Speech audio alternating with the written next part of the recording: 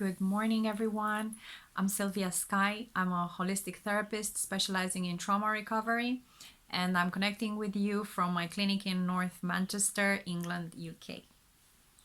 I want to talk to you today about discounting.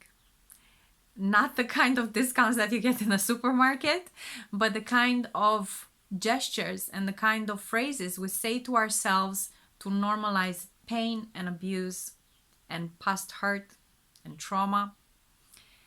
And how do we minimize all this kind of suffering to make ourselves feel comfortable?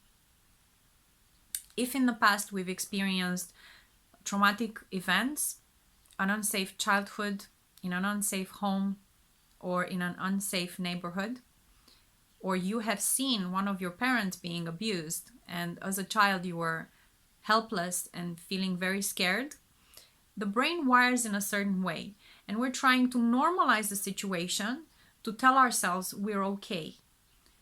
At the time when, let's say, the trauma, the abuse has happened, those were perfectly legit mechanisms that were keeping us safe. As adults, that we are powerful, let's say we've changed our life, we live in a nice neighborhood, in a good home, in a safe environment, those mechanisms do not serve us anymore. And yet in conversation we still try to appear in a certain way that we're okay, and we will minimize what has happened to us in order to make ourselves feel more comfortable mentally with our own story. So phrases like, oh, other people have had it worse. Oh, my childhood wasn't that bad. I actually had a really good childhood. Or, but it's not that bad. Other people have been through far worse than what I have been through. I don't need to mention that. It wasn't a big deal. Or when you talk about painful events, you laugh and you're like, yeah, my dad used to beat me up, but it's okay, everybody used to do that. We are discounting and making fun of what has happened in order to feel comfortable with ourselves, like I said. And it's not a bad thing, it's just that if we are not aware of those mechanisms, and if we constantly do that, we enter in a stage of denial and a stage of avoidance. When you avoid something, you have very little chance to actually heal it, because you're never facing it. You're never addressing that. It's like basically putting dirt under a carpet. So when you catch yourself either in your mind, in your dialogue, in internal dialogue, and by the way, I found out that not everybody has an internal dialogue, so that was very surprising and just a fun fact. But for those of you who do have an internal dialogue and you talk to yourself in your mind, and if you catch yourself sometimes saying things like that, oh, it wasn't too bad, I survived, could have been worse. These are discounting elements to minimize at best, but at worst, you belittle and you dishonor your own story. And it's very difficult to face forward such traumatic past experiences.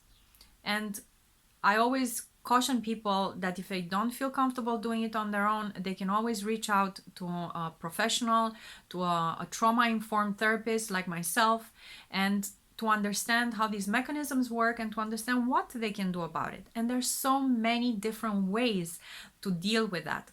And the first step is to become aware that you are discounting yourself and you're minimizing this story. Comparison is always a killer. It's a killer of joy, and it's also an obstacle in your healing.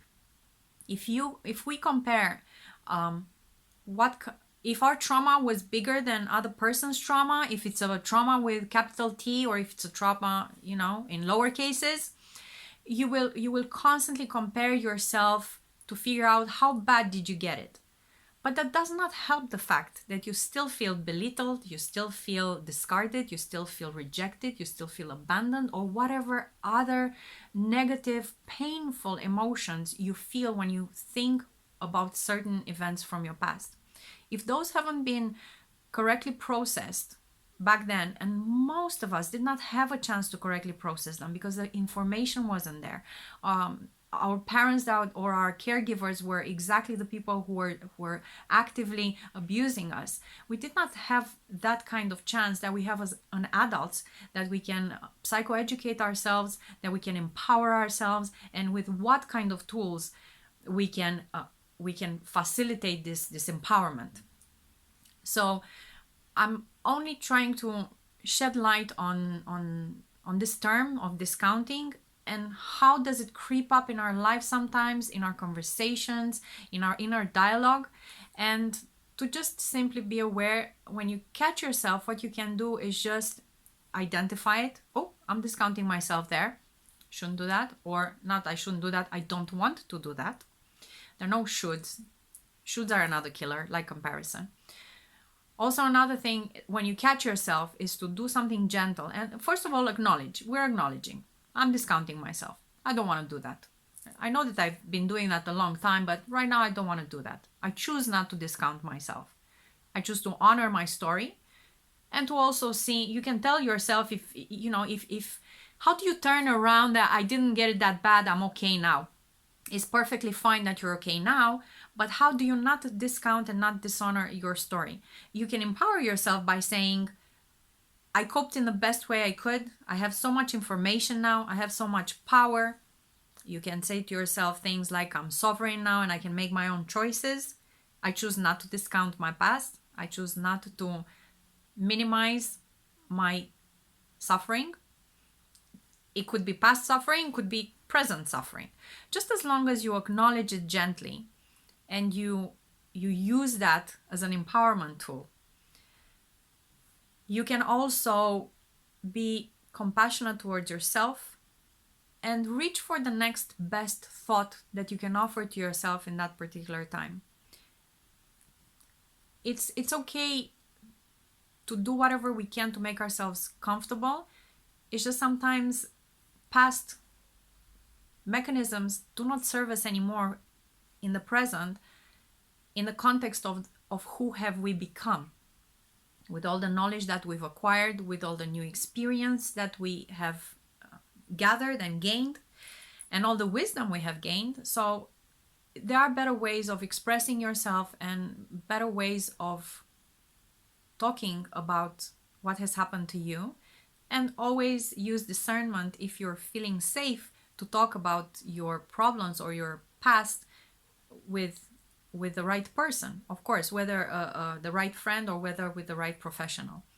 So that's from me at the moment. I will keep posting informational videos for you to empower yourself and psychoeducate yourself, and also reach out if you want to talk further your personal situation and just to find out how can I help. That's all from me now. Stay well.